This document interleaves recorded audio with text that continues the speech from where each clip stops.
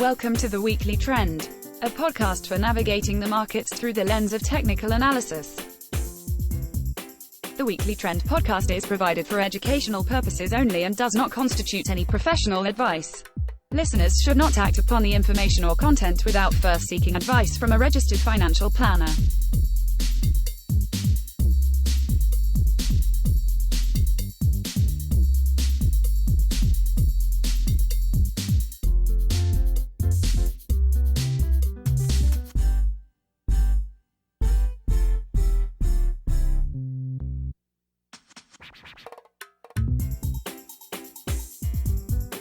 Welcome back to the Weekly Trend Podcast. Today is August 7th, 2026. S&P sitting at, drumroll, 7748. My name is Ian McMillan, and today I'm joined by our analyst. Senior analyst, is that your technical title? Are you just like a senior analyst, Kevin? Well, I mean, it should say only analyst, I guess. Would be the correct way to put it. You are. The only. That's true. That's the only true. one we don't there. really have a junior or senior. Yeah, actually, I think it's like lead. I think technically, lead analyst. That lead fits. Yeah. If you're the one and only, you're the lead. That is true. I lead myself. Oh yeah. 7748. That's higher than 7600, isn't it? Made it, dude. It is above 7600. So I didn't major in math. We've made it. Took about 3 months. Which felt like 3 years. Decent. We haven't gone back to visit 7600. Not that I want that. I don't. Wouldn't But shock me. holding up pretty well. Monday, it was a quick, and I guess you can call it 4 days, basically from the bottom of the range. I mean, really, they did it in two, though. I mean, but basically by 7,300 last Wednesday, all the way to the top of the range by Monday, and then a big candle Tuesday, kind of hung out here on 7750s, 7740s. So we'll see. Yeah, I remember. But it's a big box to It check. is.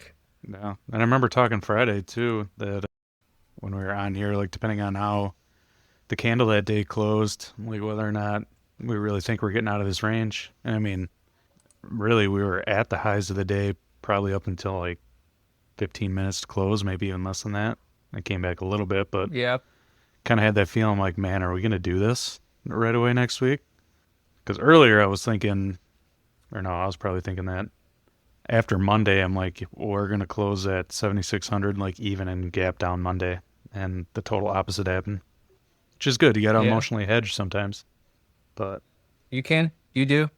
Unfortunately, so S&P all-time highs.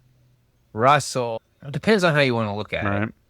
I guess it did get all-time closing highs on Tuesday. Mm-hmm. Not an intraday high. Wednesday we're like It was just a hair below like the previous intraday high from beginning of July. NASDAQ not there. Mm-mm. NASDAQ. It depends on how you want to draw your rated trend, how you want to draw your overhead resistance. You could say, right, if you took the highs from June 3rd, June 15th, June 22nd, August 5th, which is Wednesday, you could argue we've not broken the rated trend. Went a little bit shorter term, June 30th, and then July 10th and July 15th. Depends on where you want to draw your line. Yeah, Tech definitely had the biggest hole to get out of from a like price behavior standpoint. Right. They definitely dug themselves the deepest hole. They have had some good moves, but yeah, like a semiconductors, I'm not quite convinced that we're going back to semiconductors. Like the whole AI push with semi and storage and all that stuff. Yeah, what semiconductors are we going to pick, right? No. It's going to be NVIDIA and the large caps, or is it going to be all the other random stuff? Because before it was basically everything but NVIDIA, I think it felt like. And now it's more so like NVIDIA's the one kind of leading the way for now. I feel like we had a little, off the April lows, we had a little bit better start. Mm-hmm. Maybe I'm being super picky. I think they've broken the rated trend, but Are they going to be a leader? That's the question, right? They're not one of the clear ones. But I do think we have some areas, right? Okay, if this is our next leg and we're 3 to 4 days into it, what would you say are the sub industries that have provided the most evidence that they could be the next short to intermediate term leaders? Yeah, I mean, really it was kind of growth that led us out of the range. So, I mean, kind of the areas we were talking about earlier this week. A lot of Definitely the, growth. like on the software This side, was not it's bank. like cybersecurity, like cloud computing, FANGs, it's like your FANG stocks, and even MEGS has done well. I mean, there were some things like if you look at some relative charts where, I mean, they kind of got left out of some of the adjustments we made there. I would say that like a lot of your AI stuff, like chat, AIS, things like that, which look, Yeah, Chad had a big move. mhm. God, some of this stuff, And it's like cloud right, computing, that was really quick back to the top of very the quick. range. But here's Uh, the problem with all of yeah, that and is then though, look at like yeah, you're really not out of the woods yet necessarily for a lot of this stuff though, right? Like, yeah, it led us out of the range, but I don't know that we're like free and clear to where you can, I mean, you can never lock it in, right? But I don't know if I feel comfortable locking it in that, yeah, this is going to be growth again. And like specifically same right. stuff. Because I mean, Yeah, like I don't know if I'm buying AIS. DRAM, which was such a hot hmm ETF during the last run, took in billions. I think they're still at 25 billion, which is amazing for an ETF that debuted April 6th. So like that stuff, that type of stuff, yes, it's off its lows, but it's really lackluster compared to some other things. Now maybe that changes Monday, and like if you look at DRAM, we're gapping up above 55, and mhm. it's off to the races. But that's the thing, man, you kind of brought this up too, really. Like some of those areas really dug themselves kind of a bigger hole. So I mean, it's just not right. It's not as clean of a look as something like cybersecurity or something like that that's out to all-time highs or some of these other areas. But like even FANGs, we're kind of trying to work through those June highs still. I mean, that's kind of where we got turned back a couple days ago. Yeah. Like MAGs themselves haven't even quite gotten to those June highs yet. I feel like internet had a decent reaction, like Mm-hmm. FDN, PNQI. Now those relatives are tough. Right. XSW, again, tougher rally. It's back above a 200 day on the relative. Mm-hmm. Shorter term, XSW, so see software, it's just been such a mess for a couple of years now. Kind of lost solar. Yeah. I could see it bouncing here. Yeah, I'm with you. I think Yeah, I mean, like June highs, cloud computing, like some of those June highs, like some of these things are there, trying to work through them, or not quite there yet. I mean, I don't think, maybe biotech. Biotech. yeah, That's that's a tough one to bet on. decent. I mean, that's the thing there too, like where that Definitely. relative turned back, kind of like we were talking about a couple weeks ago. I mean, that it was pretty convincing rejection. An area that made sense, kind of those 22, 23 relative highs. All So, right. I'm rolling my eyes. If you can feel it through the podcast audio. But your white whale? we have, they perked up again, the miners. Yeah, and really all the miners. I mean, All of them. And literally they're all of them. all huge move. Okay, yeah. So you've got, okay, like a GDXJ. We'll use this as an example. So off the Monday, so we're talking about Monday lows 4 days ago, 24%. Yeah, 3 out of the last 4 days gaps up. Not small gaps either, really. No, and so they looked pretty rough coming into this week. They were kind of basing out. Yeah, I mean, And I yeah. could see that. I could see like they've been flat for most of June and July. And then big move. And then so they break the rate of trend from the, what was that, like late February? Yeah. Mhm. Late February. They're back above a 200 day. 200 day that's flattening out. So we'll see. and then back above anchored Yep, VWAP from the highs. from the highs. Mm-hmm. So you've checked a lot of these boxes. Definitely like a thrust. Have to go back and look at some like rate of change, like 1 week rate of change data on it. It's definitely a price thrust. I'm sure the weekly candle looks incredible. Yeah, look at that thing. Holy smokes. The relative on that versus SPX is kind of interesting. Like this is pretty much where we're at today. Is kind of a level on a relative basis that it's wrapped around, quite a bit, really, for the last 10 Yeah, years. see, that's the other thing. The relative, I mean, you got the break of that rate of trend. it's almost rolling over the 200-day. So it's still below a 200-day because it's a counter trend move. It's definitely a tricky one. Definitely a tricky one. Or is it going to go? Is this going to be like August of last year? That came off more of a sideways move, Right. but That move either, right? You kind of had to take a little bit of a leap of faith. You really didn't get too much of a chance to think about to it. nail Yeah. it once you got the for sure breakout. Well, that was the whole thing, right? Even coming into today, you and I talked about yesterday of like, okay, well, we're still below these. And then, of course, 7%. 7%.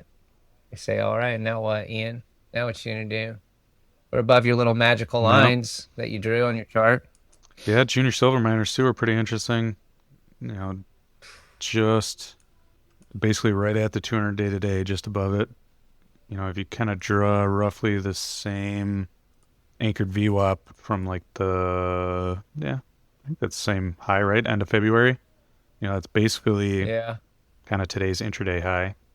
It's looking like we might potentially struggle to get through that. So, I mean, Yeah, look at that. So you think it's stuck, and then you wonder, right? I mean, I'm definitely not a believer that and all gaps need to get filled. You can just look up at SILJ chart. We've got gaps from May of 2025 that haven't been filled. I think even gold miners too. I mean, in the same boat. I think there's, maybe to a lesser degree. But yeah. A heck of a move to still not really like have conviction in the chart. Right. And we'll wait till Monday, and then we'll lose another 8%. Another gap up. Another gap up.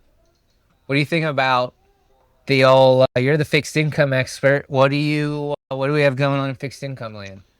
Long-term treasuries, TLT, trying to hang in there. I mean, they lost 82.50 was that last week, or was that technically Hanging by their fingertips on the edge of a cliff again. I think we talked about that last week. I mean, kind of I mean, it depends how you draw. It's not the cleanest, maybe like a retest to 83 somewhere in there. I mean, you could argue really from like 83.50 to like 82.50 is kind of a potential support area. So I don't know. I guess wait and see down here, really. 30-year yields, they came back down a little bit this week, bounced where they needed to. So I don't think they're going to skyrocket further, but the longer we stay above 5.1, it's more confirmation that, again, and I don't know what the rate of trend is going to be going forward. Like rates themselves, you're saying? Like, yeah. Yeah, for rates themselves. We could stay stay between 5 and 5.5 for, I don't know. I don't know. But what I'm saying is if we're above 5, then we're not going to 4.9 right. or 4.8, 4.7. Those are the rules. So that's just the rules, unless you know some different type of numerology than I do. No, I don't think so. I think it's kind of an interesting thing too, right? I remember when we were at the symposium in New York for the CMT, and I can't remember who we were listening to, and they asked who was working professionally during the last like rising rate cycle. I think there was 2 hands, and it was the 2 people on the stage. I think Felicia Mata it was? asked that. Yeah, makes sense. So I mean, literally, there might have been a handful of hands go up in that room.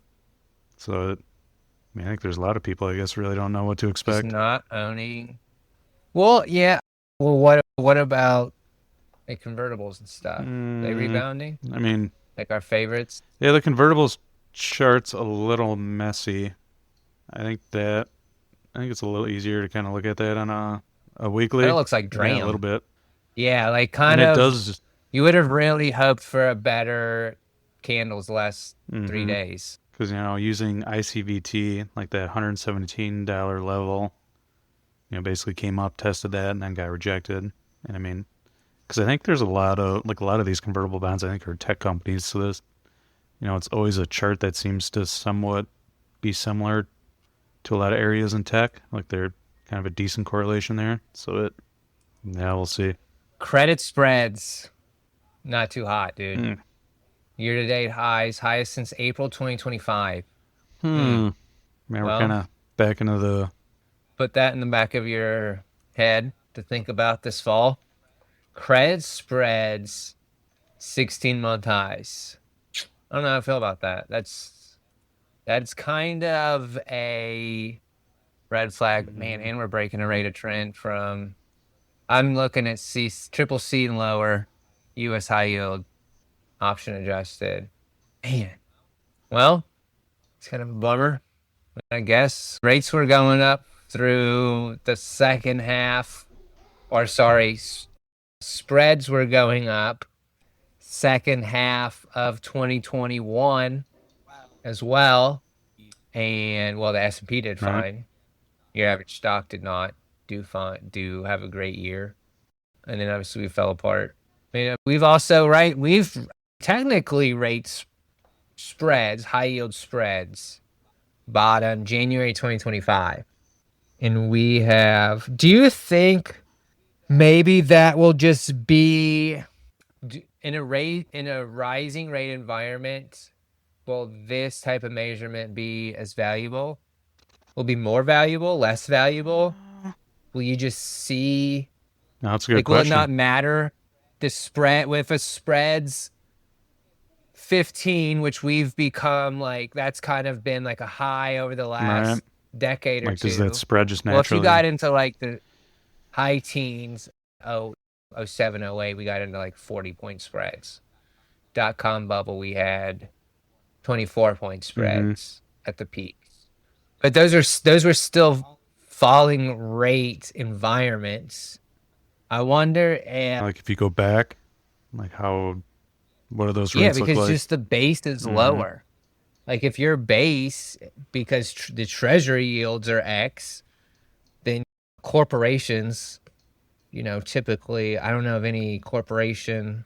Yeah, but you'd think that, right, even the correlation to that trades at a lower yield than. Right. But I mean, those rates would come down too. I mean, they're always going to be greater. Well, not generally they're going to be greater, but you would think that that spread relationship would kind of somewhat maintain the same or at least stay similar.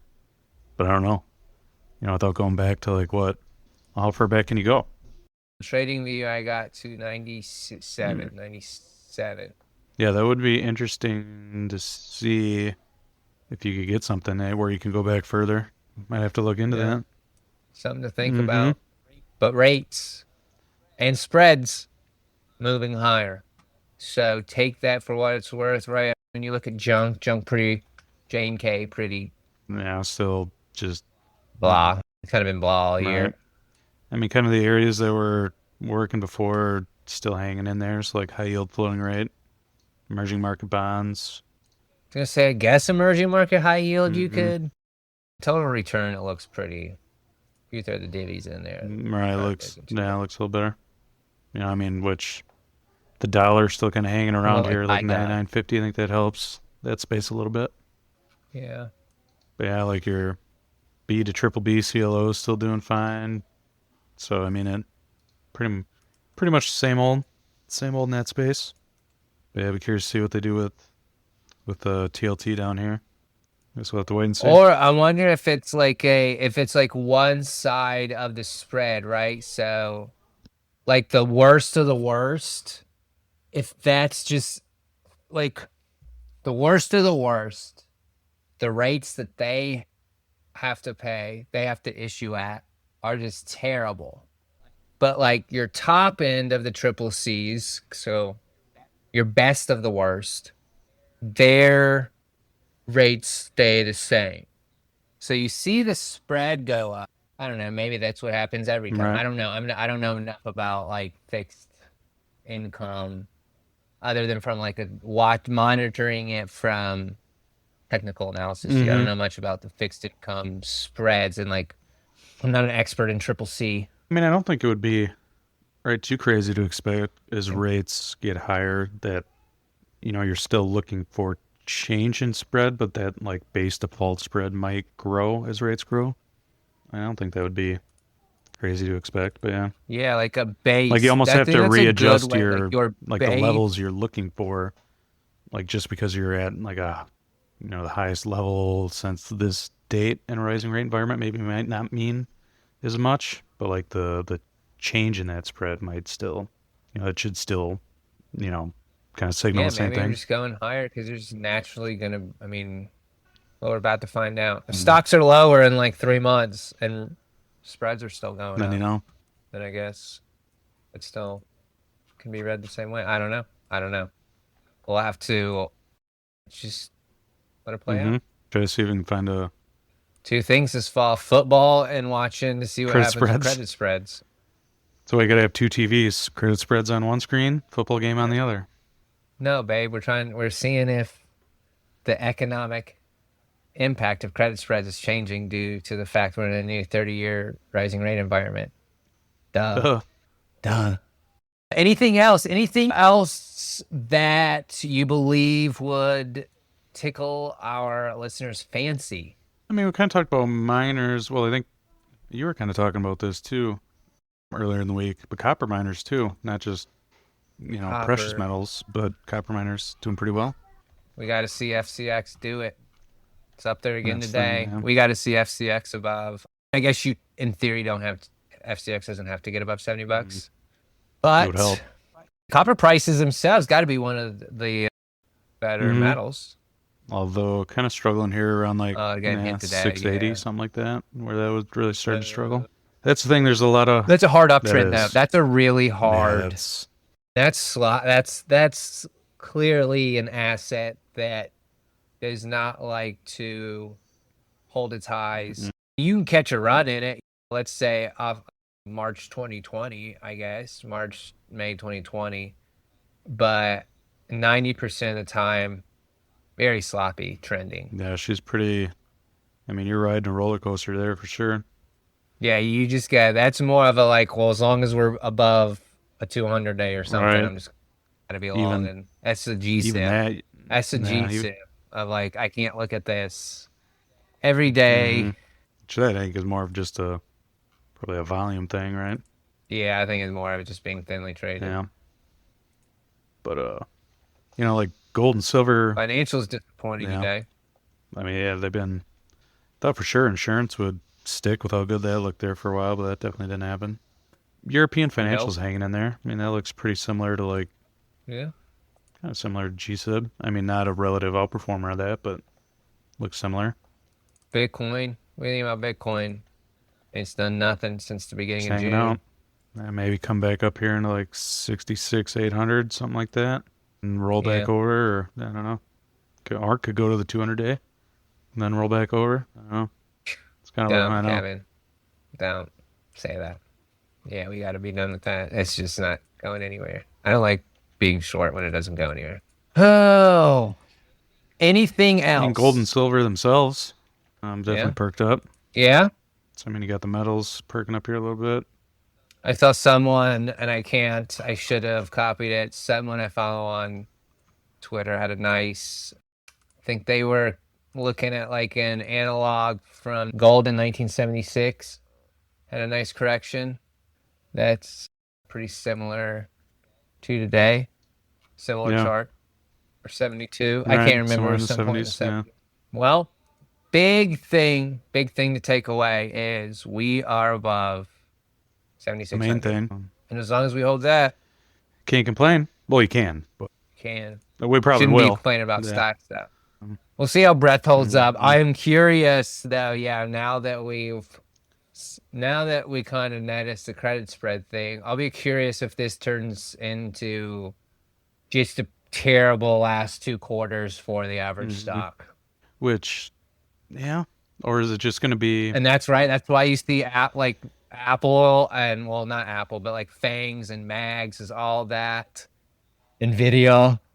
Is all that going to be a safe haven? Like until we start clearing some of them June highs, I feel like it's harder to lock that in. And that's the thing too with like, right, you got that AI tech stuff and then also gold, silver, and the miners. I mean, that seems a little goofy. And obviously there's some levels there we talked about too where you'd like to see them clear before you can really even say for sure that's going to be a move.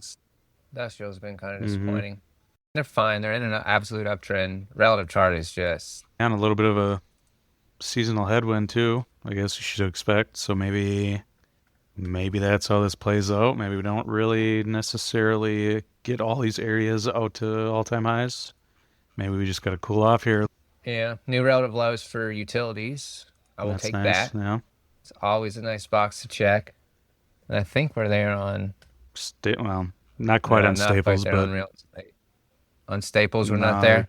Kind of the June lows we still got to get through, but... What about like a PSCD versus a PSCC? Dave loves this one. Ugh. Trash. XLY versus XLP. Coming into it. Ugh. Yeah, that's rolling over. See? Not a lot of cleanliness out there, I feel like, you know. There's not. This is not... I mean, if we keep going, you know, okay, first week of September, we can have another discussion. But... It's hard to feel real at ease about a lot of this. I mean, it's not like you're getting a lot of individual charts and relationships to bottom out at the same time. Still very mixed. Like you said, I think the three, cloud computing, cybersecurity, that type of stuff, FANGs. Yeah, like the trick was all those areas like really took off so quick. You either had to jump on it now or you had to be there by Tuesday.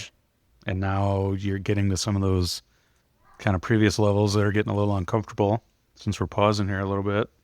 It's kind of, that's the thing, if this move wouldn't have been done in 2 days, if it kind of would have taken its time a little bit, maybe, I don't know, I guess it's what we didn't get, so it doesn't matter. I'm surprised we haven't run back to emerging markets with this weakness in the dollar. Yeah, I mean, yeah. And I could see that maybe starting to come together. Relative chart, actually, it's into a rate of trend. It's got to do it now. It's got to be next week. I mean, Peru's been doing all right, but that's always pretty much as the miners goes Peru. Peru did hold up well. I think you said Greece held up well. Yeah, Greece. Although the relative is, I mean, there's some questions there with some of those highs from like January, February earlier this year. Grid's been a bump. Well, again, a chart that's had a strong reaction. I mean, you know, it's okay. So off the lows, it's outperformed by 8%. So 9% over the last week. But then that brings you back into the underside of a relative 200-day and getting more work. Right. Sorry, man. I got to see more. You have to put it together in another really strong week again. Well, Kevin, thanks for joining me today. Yeah. Always a pleasure. Before we leave, I'd like to give a shout out to the sponsor of this podcast, Adaptive Select ETF, listed on the NYSE under ticker ADPV, helps investors access two of the most prevalent factors in markets, momentum and relative strength, through proprietary identification methods. The Adaptive Select ETF attempts to own the strongest 25 large cap stocks when the market is in an uptrend. But as we all know, not all market environments are the same. And when we're in downtrends, Adaptive Select seeks to prevent extended declines by moving to short-term T-bills and cash. Investors can find out more, including how to invest in ADPV, by visiting adpvetf.com or calling 1-833-880-5200. Investing involves risk, including the possible loss of principal. Distributed by Quasar Distributors, LLC. And there you have it. There you have it. We wish all of our listeners a wonderful weekend. Yeah, have a good weekend. Hopefully this time next week, we're still out of the range. Knock on wood. We're still above 7,600. That's all we got to do. Goal. Just hold it up. Have a great weekend, everyone.